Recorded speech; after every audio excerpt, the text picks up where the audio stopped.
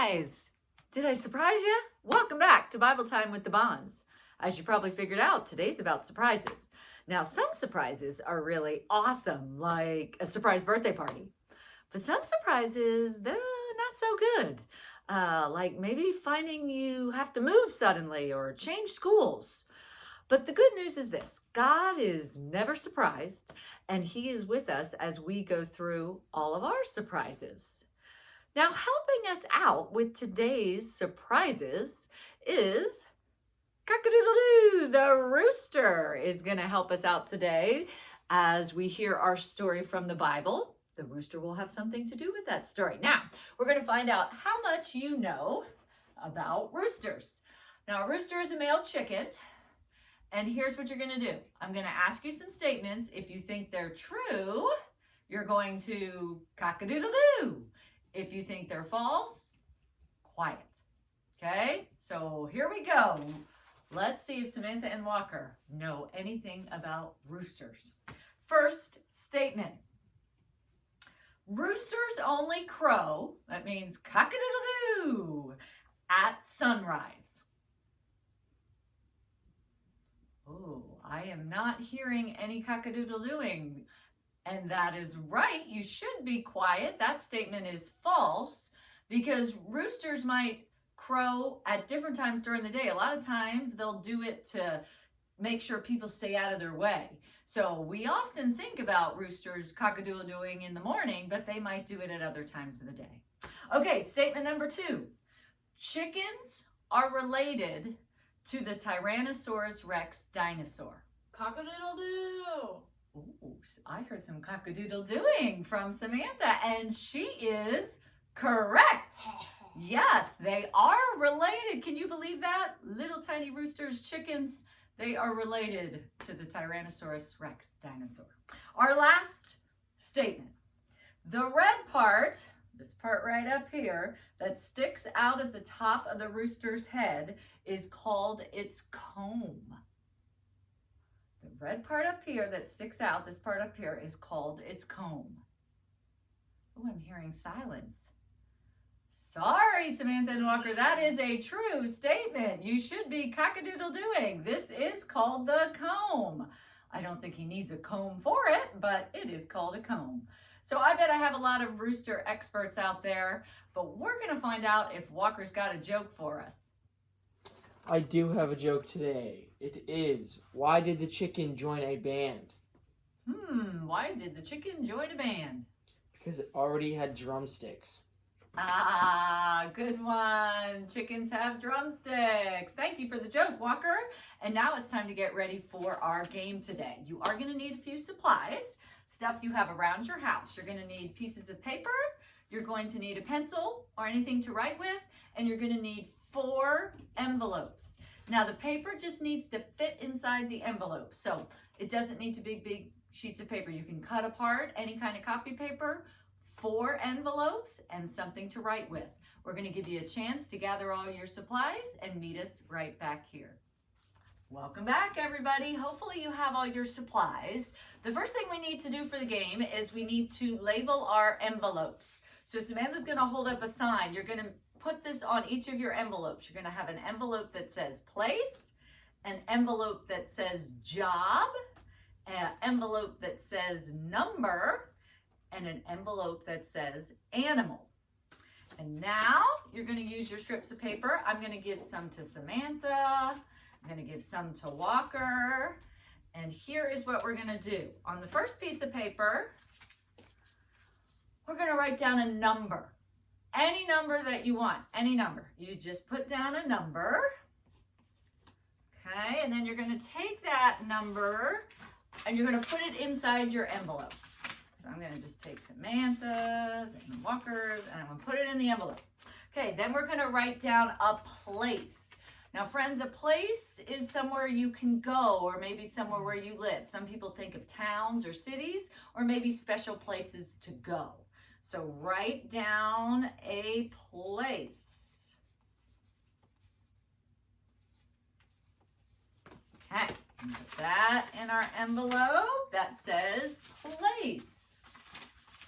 All right, the next one, we're going to write down a job. Now, a job is something that you grow up and you go to do, like what your parents probably do. If they go to work, that's their job. So write down a job.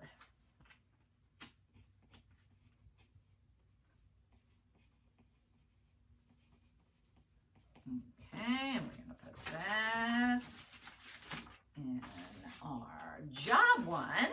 And then we have animal. We're going to write down any animal.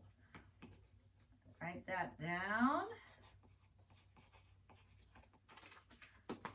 Okay, and then Samantha Walker and I are all going to do that all over again. So we're going to start with a number. Does it have to be the same number? No, different. Good question, Walker. Different number. Totally different number.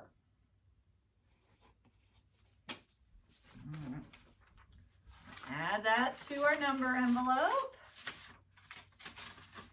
Pull that. Then we're going to write down another place.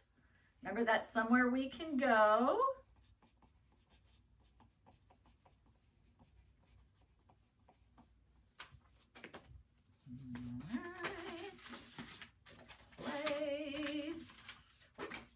Samantha, you need a few more.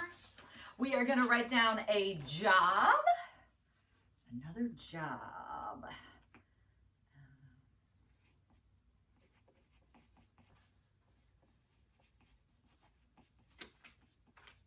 All right, I'm putting that in my job envelope. Job envelope. And finally, we need an animal.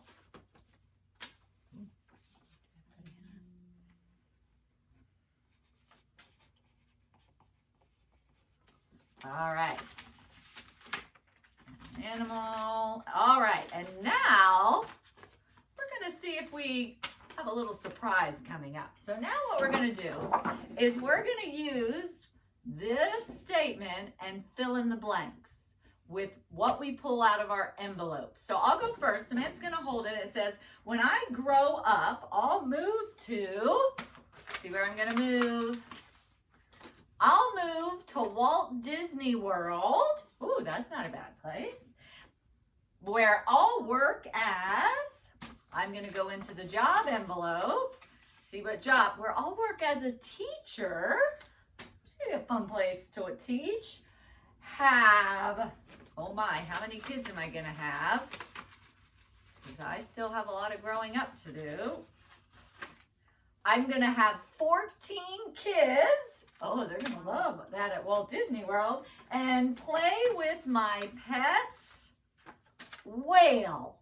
That sounds good to me. I think, so I'm going to grow up, when I grow up, I'm going to move to Walt Disney World where I'll work as a teacher, have 14 kids, and play with my pet whale. That's a little bit of a surprise for me. So now let's see what happens with Sam and Walker. All right, I'll let them pick out. So Sam, I'll hold it. You're going to pick out a place first. All right, let's see where Sam is going to live. Sam, where I grow up, when I grow up, I will move to the Outer Banks. That's in North Carolina, friends. That's a place you can go and go to the beach. Okay, and let's see. What is Sam's job going to be at the Outer Banks? A photographer. A photographer. Okay. That would be a perfect place to be a photographer. Now we need a number. Let's see how many children Sam is going to have. 21. 21. Wow, she's going to be very busy. And play with my pets. Pufferfish. Right, at the beach? That might be really good. There, I wonder if that's Sam's surprise. Now Walker gets to go. Walker, pick out a place. Where, when Walker grows up, I will move to Manhattan, Kansas. Manhattan, Kansas. I guess it'll be a Wildcat. Okay, Walker, now you need a job where I'll work as a Football player. A football player. Walker's going to be a football player. Yeah, and how many kids is Walker going to have in Manhattan, Kansas? 32. 32! Walker has a whole football team he's going to have. And he's going to play with my pet Monkey. Monkey. Okay, now those are some big surprises. Samantha, 21 kids, and Walker, 32 kids. That's going to be a little crazy. So I think it's about time to find out who was surprised in our Bible story today. Before we start our story today, I need to give you some background. Our story takes place during what we call Holy Week, which is what we are in right now. That is the week that leads up to Easter. Starts with Palm Sunday, like we talked about last week, and heads through till Easter. Jesus and his disciples had just had their Passover meal, which we now call the Last Supper, and we also call this day Maundy Thursday. Simon Peter, who Jesus just called Peter, thought his loyalty to Jesus was unshakable. No way would he ever turn his back on Jesus, no matter what. Jesus knew better. Now hear these words from the Bible, Luke 22, verses 33 through 34. Peter responded, "Lord, I'm ready to go with you, both to prison and to death." Jesus replied, "I tell you, Peter, the rooster won't crow today before you have denied 3 times that you know me." After the meal, Jesus goes to pray in the garden, and soon after is arrested. When Jesus was arrested, Peter tried to defend Jesus, but Jesus was taken away. Here's what happened later that night, continuing from the Bible in Luke 22, verses 54 through 62. After they arrested Jesus, they led him away and brought him to the high priest's house. Peter followed at a distance. When they lit a fire in the middle of the courtyard and sat down together, Peter sat among them. Then a servant woman saw him sitting in the firelight. She stared at him and said, "This man was with him too." But Peter denied it, saying, "Woman, I don't know him." A little while later, someone else saw him and said, "You are one of them too." But Peter said, "Man, I am not." An hour or so later, someone else insisted, "This man must have been with him because he is a Galilean too." Peter responded, "Man, I don't know what you are talking about." At that very moment, while he was still speaking, a rooster crowed. Cock-a-doodle-doo!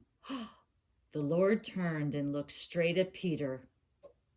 And Peter remembered the Lord's words, "Before a rooster crows today, you will deny me 3 times."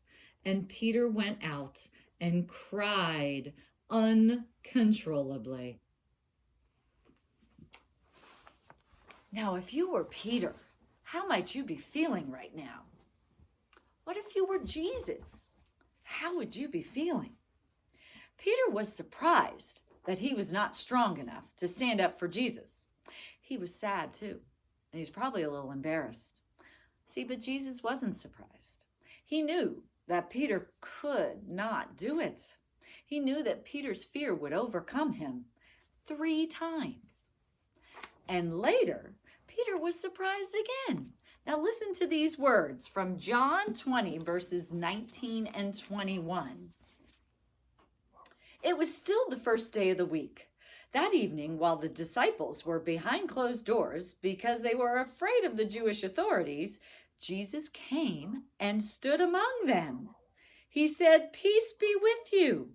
And after he said this, he showed them his hands and his side. When the disciples saw the Lord, they were filled with joy. Jesus said to them again, "Peace be with you. As the Father sent me, so I am sending you." So here is Jesus. This is after he rose from the dead. And he's not mad at the disciples at all for running away and being scared. He's not mad at Peter that Peter denied him 3 times. Instead, he comes to them and he says, "Peace be with you." Well, the same is for you and me. Jesus isn't surprised by any of our mistakes and our mess ups and things like that. He doesn't get upset with us. He doesn't get mad at us. Instead, he greets us with peace and love. So how about we go to Jesus right now and to God right now in prayer and thank him for that amazing love that he provides us all the time. We're going to do an echo prayer today. So that means you repeat what I say. Hands in the air. It's time to say a prayer. Dear God, Dear God, thank you so much for Jesus, thank you so much for Jesus, who no matter what, even if we mess up, still loves us so much. still loves us so much. And he loved us so much And he loved us so much that he died on the cross for us. that he died on the cross for us. And that means And that means we are always, always forgiven. we are always, always forgiven. We love you, God. We love you, God. Amen. Amen. Now, guess what, friends? It's time to go to the craft corner. Sam, what are you making today? So I am making celebration launchers to represent Jesus coming from the dead. And so today, as you can see, we have some supplies here. And now just for a little bit of help, when you start doing this craft, your parents might have to help you with a lot of the parts. So they will be there to help you make this awesome craft. And so what you need is you can find just a little like cardboard kind of plasticky cup. We need paper cups, Paper okay? cups. It looks like you And- can do any size. Yes, you can do a big one, you can do a small one. Okay. And All right. so first off, you want to grab a pair of scissors. All And right. this is where mom and dad might need to help you a little bit. Okay. But what you're going to do is you're going to kind of like stab the bottom of the cup. Okay. So I want to do the Yes, bottom of the cup. The bottom of the cup, and you're not Okay. going to do the rim, you're going to do inside Okay. the rim. Inside. So I'm So- going to try doing that same yes. thing on the smaller one. Yes. And I'm actually, I'm trying to take this whole thing out? Yeah, so you're basically cutting that bottom circle out. Okay. And it doesn't have to be perfect. You just kind of Okay. have to get the little bottom part out so you'll have a hole like this. Okay. Still doing that. Okay. Then what do we do? Then you're going to grab a balloon, and then Okay. it can be whatever color you want. All right. And I would suggest kind of Oh, stretching out the top top, first because we're going to actually tie it. Oh, So you want to have a little goody. bit of space. Okay. So at the top, you kind of wrap it around 2 fingers and then kind of go between the 2 fingers and put it through to tie it. It's a little difficult, so again, Not easy. if you need any help, ask for it. Let's see if I can get my... There we go. All right. All right. Then Okay. I'm going to tie it like this. So there's Okay. a little knot at the top. And then at the bottom of the balloon, you're going to grab those scissors again, and you're going to take off kind of the bottom base part of the balloon. Okay. So sort of that tip. Yeah, The tip. the tip not of the Just the balloon. top. Yeah. Okay. I don't want to take off a lot. Yeah, just a little bit. Okay. And so after you cut, you're going to have a little kind of hole. Okay. And what you're going to do is you're going to kind of use 2 fingers on both sides, I would suggest, and you're going to stretch it around the bottom of the cup. Exactly like this. Oh, okay. Sort of easier on the smaller cup, I do have to say. I didn't have to stretch mine quite as far that I could And get it so, around. Okay. After that, the fun kind of begins, and you Okay. can grab a cotton ball, Okay, a ping pong I ball, got a little whatever you can pom-pom. launch. Put it in the celebration launcher, take the little bottom, and I would just do it lightly, and Woo! Get away. Oh, those are awesome. I love this. Yes. Okay, guys. Why don't you work on making your launcher? Because I'm going to use these launchers now to help us tell the resurrection story. So work on your launchers. Oh, Walker got it.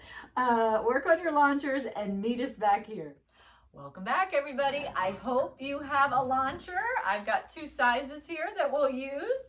But remember, earlier today we talked about that this week is known as Holy Week. Holy Week starts with Palm Sunday. Remember last week we waved those palm branches and sang Ho, Ho, Ho, Hosanna?